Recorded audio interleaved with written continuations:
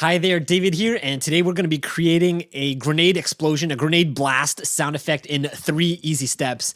And now for each of these steps, we're actually going to be designing from scratch using your own recorded materials that you probably already have in your DAW. So with that said, let's get into our project. But before we do, if you haven't checked it out yet, check the description. I have a little gift for you. It's my Sound Designer's starter pack. It's a sound pack, over 900 sound effects in there that you can use free in your as a commercial project or even in your personal projects. And there's everything from UI sounds, monsters, spells, sci-fi stuff. There's a whole bunch of stuff in there. So check it out if you're interested. All right, with that said, let's get into our project. All right, so here we are inside of Reaper. And like I said, everything that we're going to create is going to be done in 3 easy steps. So I'm going to go through each step one at a time. But before we get into the steps, I actually want to show you the end result so you have an idea of what to look forward to and what you could be able to create if you follow the steps. So here we have a little clip from Overwatch. This is the grenade launcher, a frag launcher. So let's have a listen to the original sound. Then I'll play you my redesign, like a redesign of what you could create. And then we're going to go through those steps. So here's the original game sound. Right, so you have an idea of the frag exploding here. All right, and here is what I created down here, just the explosion sound. All right, so let's get into it. Let's get into step 1.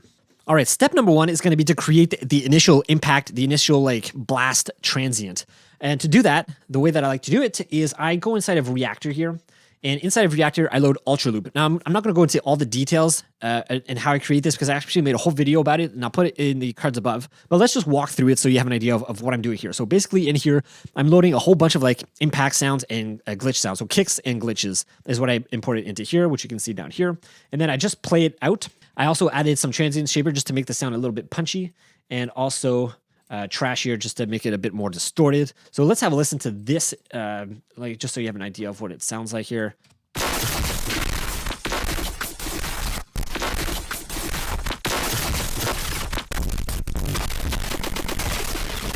All right, so you have an idea. Now that's super distorted. I don't have to do that much. I can kick off trash and still get some good sounds like this.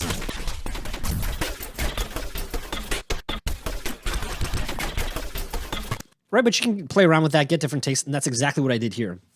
Now, once you have that printed out, what I like to do is just go inside of Faceplant here. In here, I load in my sample. I add Transient Shaper, a little bit of disperser, this to add some bass to the sound, some sub.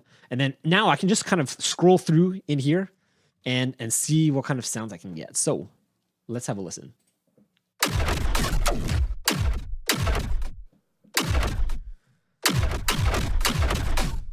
All right, so here's one really cool sound. Here you'll notice I just brought down the release up to 323 just so I have like a kind of a natural release when I let go of my keys here on my keyboard. But this is a really nice sound. I like that one. Again, I can scroll in here.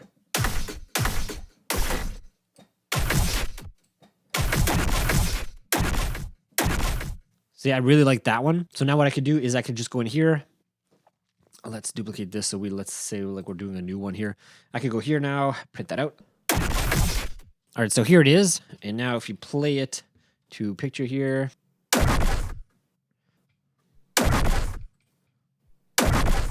All right, so now we have a really nice, good, full, heavy, distorted and bassy like initial blast sound. All right, so with that said, this is like step number 1. Here you might want to like print out a couple of them. So this one is like really kind of bass heavy. Maybe you want one that's more like with high frequencies, that has more of a harsh high end, and then you can always, you know, like blend them together or layer them together. But anyways, this is step number 1. So let's move on now to step number 2.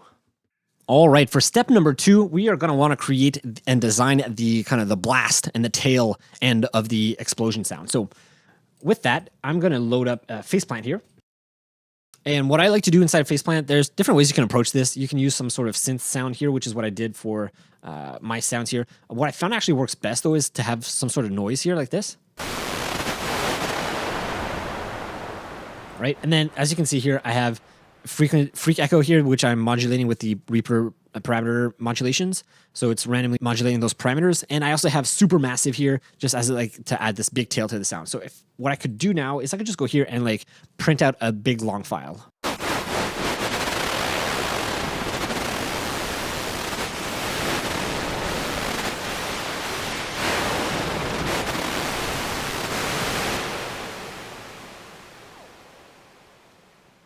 All right, once we have that printed out, I like to just kind of cut it off to where only where the loud parts are. And then I want to cut this into 12 equal parts, and that is because we're going to be loading it into Whoosh. So I'm just going to cut these into 12 equal parts. I'm going to export them, and then we'll be right back. All right, so I've exported those files, and now what we're going to want to do is load Whoosh. This is Whoosh by Tonstorm, which is exactly what it sounds like it does. It creates whooshes, but we're actually going to use it to create impacts. So the first thing I'm going to do is, I've already done it here, is mute the impacts module here, and then I'm going to make sure that I'm using user 1 for all of these. Now, you could use like user 1, user 2, user 3, and user 4 if you want to have more variation in your sound banks, but for the sake of this video, I'm just going to use I'm going to use user 1 and user 2. So user 1, I created more samples from before, and these were like my synth-based samples. And for user 2 here, I'm going to load in my noise-based samples. So I'm just going to drag and drop these in here. And I just want to make sure as well that I'm using the easy mode and then cloud. And that's what I have for all 4 of these here. And then I'm just going to go into here and make sure that also all of these samples are going to be randomized so that they kind of cycle through the 12 samples that are loaded in here. All right, so now with that done, let's have a listen to what it does here.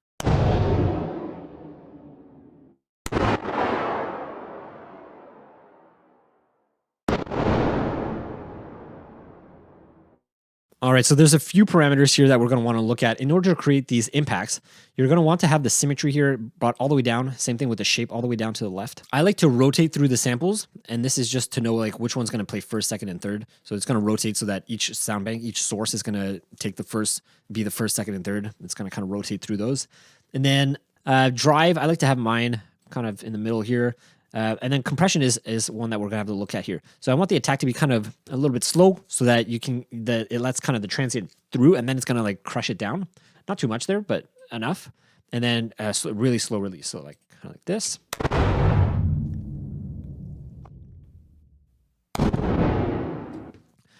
Right. The other thing that's going to make a big difference in here is the duck. So the duck is what you're going to hear. You're going to hear the initial like click of the whoosh coming through here. So it's going to sound like a click impact and then like a tail coming in after.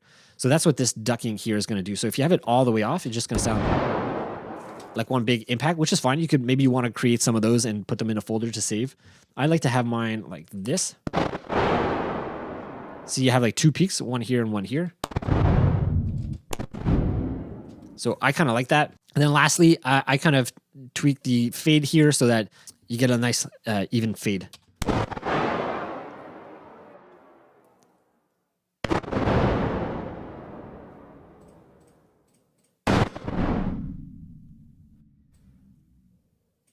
All right, so with these now, I can just hit record and record a few of these.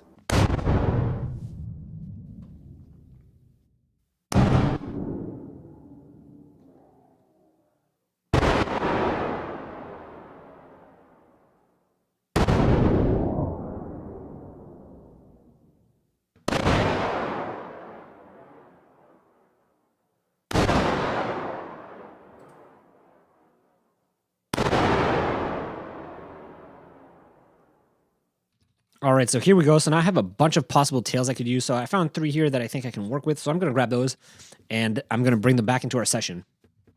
All right, so now with this said and done, we have completed step number 1, which is going to be our initial transient blast here. Step number 2, which is going to be our tail. And step number 3, finally, is going to be just assembling all of it together. So let's do that together right now. So I'm going to put all of these inside of this folder here. So all of these sounds here are going to be under this folder so that I can work together like this. All right, and let's just have a listen to, let's just start with one tail sound here, and let's see what we can create with it here. So let's just go like this. I'm going to bring the volume down a little bit and see if it works. Actually, let's just see if it works on its own like this. So it's okay. I think it's a little too digital sounding. Let's try this one here. Okay, so that one might work. I'm going to drag that in because I don't want the tail to ring out too far. It's a pretty short explosion after all. So that's okay. Let's see if I can get the other one here. So this one was more like bassy. So this one's going to serve a different purpose. I can probably layer it with this other explosion here. So let's see this one here. Let's have a look at this one. All right, so that's okay like that. Again, same idea here. I'm just going to drag this in like this. And maybe I want this, if I want this to be more of the bass frequency, maybe I want to pitch that down a little bit. So let's have a listen to this. So that sounds kind of cool. Pretty good. And I'm just going to add another plugin here, which is disperser, because I just find I like how this sounds, especially for bass frequencies here. Yeah, I really like that. So together, sounds okay. Now with the transient. All right, so that's okay. So let's drag some of these in a little bit so that they kind of are more blended in together. Okay, let's also put it here. All right.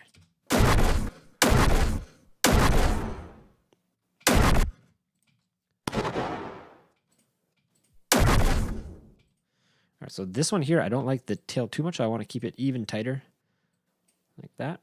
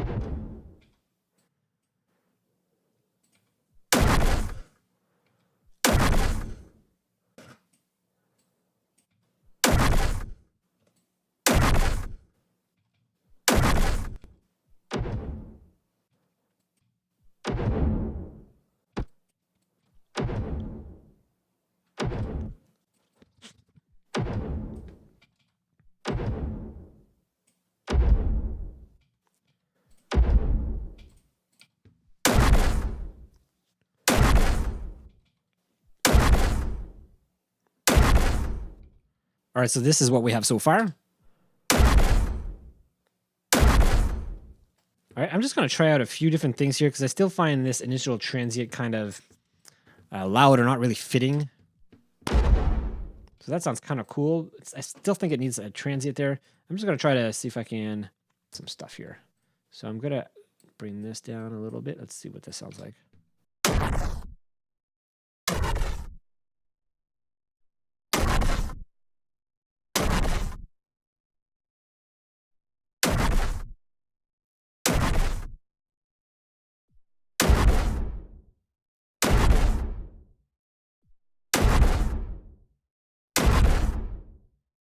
All right, not bad. So I'm going to try layering another tail here just to get more air and feel for the space. It's a little loud, so I'm just going to bring these two down here. Bring this down.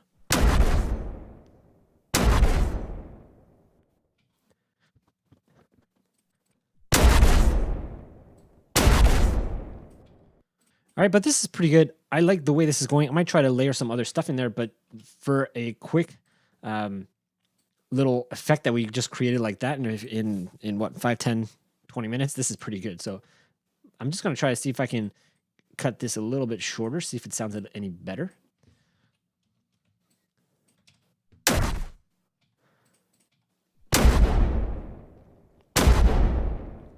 Yeah, I like that a little bit better. All right, but you get the idea. With that, I can add anything else, or I can just leave it at that, and there you go. I have a nice, good explosion sound, and I can kind of replicate the exact same steps that I just took and come up with something completely different, which is what I did right before I was shooting this video. I was just trying to see if I could create even more different sound effects. So here I have a different kind of explosion. So let's have a listen to this one here. Right, very different than the other one. Another one here. Right, a lot more aggressive and in your face. And then I had this one here, I think that I showed earlier. Right, that's a lot like really poppy, but also really bassy and just sounds really good. So again, I created all of these 4 different explosion sounds using the exact same steps. Number 1, create that initial transient blast using what I showed before with Ultra Loop and just loading bass samples, printing that out, and then kind of scanning through the file to find some really harsh and punchy sounds. And then step number 2 was to create the tail and the air in the impact. And then once I have a couple of those printed out, I can just bring back into my session here, put everything together, glue it all together with some OTT or some multiband compression, or maybe even uber loud or something. And then that's it. Kind of put everything in place, and you can get some really cool sound effects that way.